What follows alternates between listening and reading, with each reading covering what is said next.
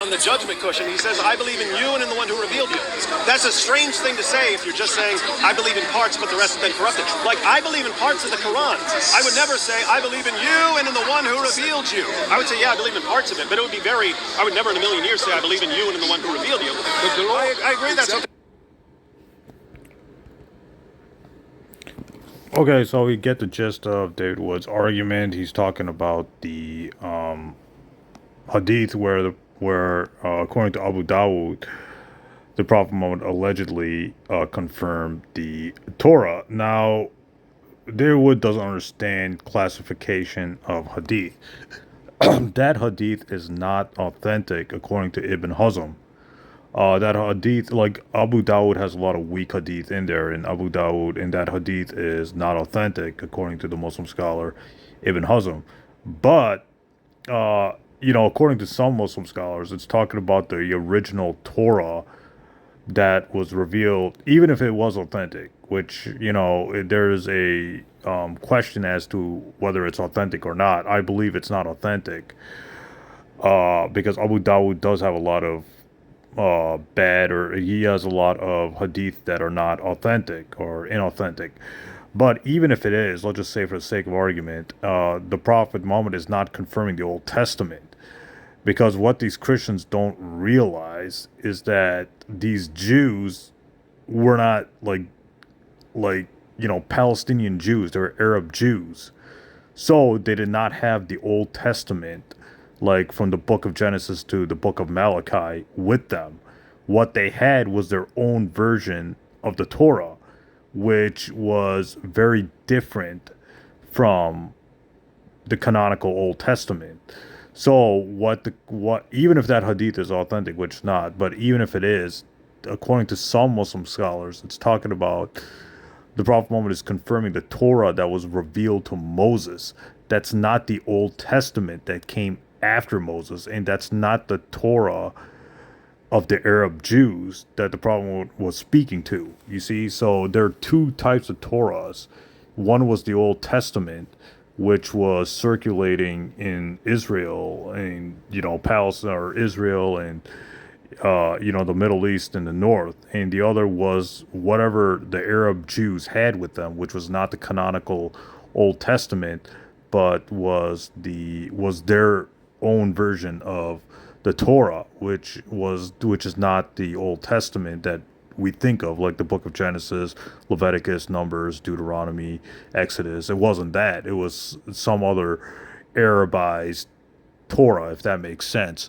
And it was the Arab Jews' version of the Torah, which isn't the Old Testament. But anyways, my research has taken me to conclude that hadith in Abu Dawud is not authentic. It's inauthentic, or it's a forgery, according to Ibn Hazm's view, because it didn't reach us with the proper chain of transmission, or the sources of that hadith contain somebody who was a dishonest person according to the chain of transmission. So that hadith is not authentic. But anyways, my conclusion is that hadith is not authentic. But even if some Muslims want to say it's authentic, fine, but it's not referring to the Old Testament. Notice what the hadith says: I believe in thee and the one who revealed thee.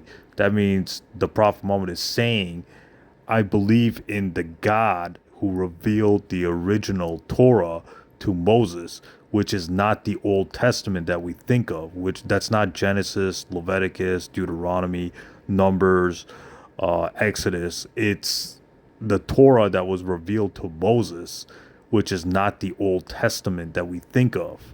You see what I'm saying? So when the Quran says in the Quran chapter 3 verse 3 that Allah revealed the Torah to Moses, it's a revelation given to Moses, not written down by Moses. So the Quran cannot be approving or cannot be talking about the Old Testament, which was written after Moses. It's talking about the Torah, or the scripture that was given to Moses, and Moses possibly wrote some of it down, but that's not the Old Testament, because even Christian scholars are admitting that Moses did not write the Old Testament. He didn't write Genesis to Exodus, or the book of Deuteronomy, Leviticus. He didn't write any of that down because Moses died.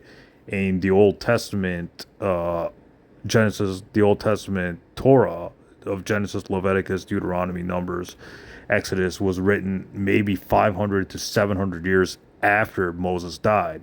So it's impossible for the Quran to be confirming the Old Testament, because nowhere in the Quran does it say the Old Testament. It just says, Torah, or the scripture given to Moses, which was a revealed document, which was a revealed revelation to Moses. That doesn't mean it was written. That doesn't mean it was written down, or even if the scripture was written, it was written by Moses, and we know for a fact that Moses never wrote down anything in the Old Testament. In other words, the Old Testament came after Moses died, and it was written by people living 500 to 700 years after Moses. So it's impossible for the Quran to be confirming the Old Testament, like the book of Genesis, Leviticus, etc., etc. So you get my point here. But anyways, I'm getting way off topic here, talking about Arab Jews, etc. But the point is that Hadith is not authentic, and I think David Wood knows this, but he just keeps pushing his arguments. He just keeps pushing this stupid argument, up and down. So, when Christians keep bringing up the whole Quran confirms the Bible argument, ask them, where does the Quran say Old Testament or New Testament? Where does the Quran equate that the New Testament was given to Jesus and the Old Testament was given to Moses? Ask them that question, and quote the Quran chapter 3 verse 3 and the Quran chapter 5 verse 50, the Quran chapter 5 verse 46, which says that the gospel and the Torah was revealed to Moses and Jesus. That's not the Old Testament, and that's not the New Testament, which came years after Jesus and Moses. So the Quran cannot be confirming the Bible or the Old Testament or New Testament, because those words never appear in the Quran that we have, and those Quranic verses that they keep bringing up.